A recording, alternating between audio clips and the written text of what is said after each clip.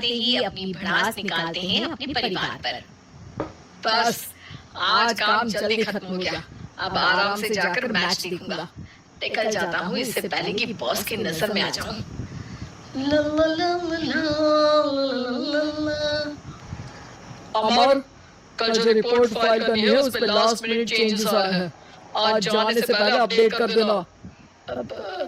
Sir आज जल्दी जाना जरूरी है, बेटे को स्कूल के जरूरी सामान खरीदने ले जाना है ना। अब जब तक तुम पहुंचोगे मार्केट तो बंद हो गया होगा।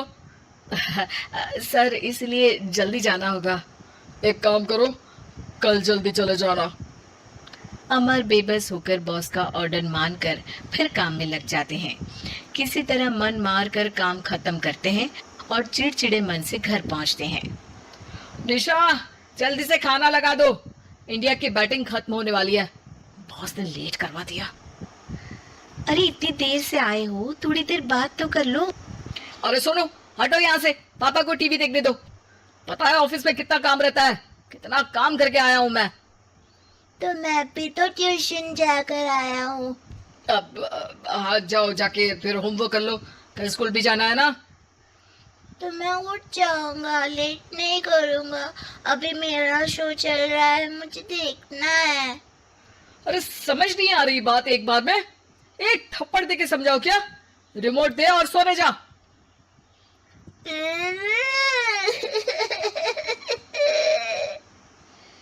सोनू रोते हुए मम्मी के पास जाता है और अपने पापा की शिकायत करता है। निशा उसे पुचकार के एक और बेडरूम में ले जाकर सुला देती है। मैं डांटती हूँ पापा को, तू सो जा। अभी ठीक है बेटा। नेहा खाने की थाली लेकर अमर के पास पहुंचती है और मेज पर रख देती है। अमर टीवी में डूबा हुआ है और बिना देखे ही खाने लग जाता है। निशा सामने बैठे उसे घूरे रहती है। कुछ देर में अमर ये समझता है और उसे देखने लगता है और इशारे में पूछता है कि क्या बात है। ये कोई तरीका है सोनू पे चिल्लाने का? अभी रुको, इनिंग खत्म होने दो। अमर खाने लग जाता है और मैच देखता है। आखिरी बॉल होने के बाद वो निशा की तरफ देखता है। अरे निशा, पानी दे दो जरा। निशा थाली के बाजू में रखे ग्लास पर इशारा करती है। अमर उठा के पानी पीता है। अब बोलो। बच्चा है सोनू, एक बार तो मिलते हो दिन भर में रात को, और फिर वो अपने पापा की डांट सुन के सो जाए। अरे बच्चा है तो बात सुननी चाहिए ना उसे मेरी। जवाब दे रहा था। अरे दिन भर के बाद आया हूँ, इतना काम किया, बॉस के नखरे झेले, और घर आओ तो बेटा बहस करे और सारी भड़ास घर आकर घर वालों पर निकालो। अरे तुम क्या बोल रही हो मुझसे ऐसे? तुम भी तो सारा दिन साथ रहती हो, डांटती भी तो हो उसे। बता रहा था वो मुझसे, अभी कुछ दिन पहले ही डांटा था ना तुमने। हाँ, मुझे अभी सोने के पहले बता रहा था। देखो अभी झगड़ा मत करो, मुझे आराम करना है, टीवी देखने दो। अरे तो उसको भी तो दिन भर पढ़ाई के बाद देखना होता है ना टीवी, आराम करने के लिए। कोई जरूरत नहीं है, छोटा है अभी, आदत बिगड़ जाएगी। और तुम उसकी वकालत करना ना बंद कर दो। चलो अभी सेकंड इनिंग्स चालू होने वाली है, गुड नाइट। अमर फिर से टीवी देखने लगता है और निशा उसे। कुछ सेकंड्स में वो उठ के जाने लगती है। दरवाजे तक पहुंची होती है कि अमर कहता है, अरे सुनो तो, चाय बना देना 1 कप। नहीं। निशा दरवाजा पीट के चली जाती है और अमर देखता रह जाता है। अगली सुबह निशा किचन में सोनू का टिफिन पैक करके उसे देती है। सोनू नाश्ता कर रहा है। अमर पीछे से तैयार होकर आता है और खाली चाय का कप टेबल पर रखता है। अमर, उसे वहां मत रखो, अभी साफ की है, दाग लग जाएंगे। अरे क्या हुआ है तुमको? रोज तो यहीं रखते हैं। पर आज से नहीं रखना है, चलो उठा के सिंक पे रखो।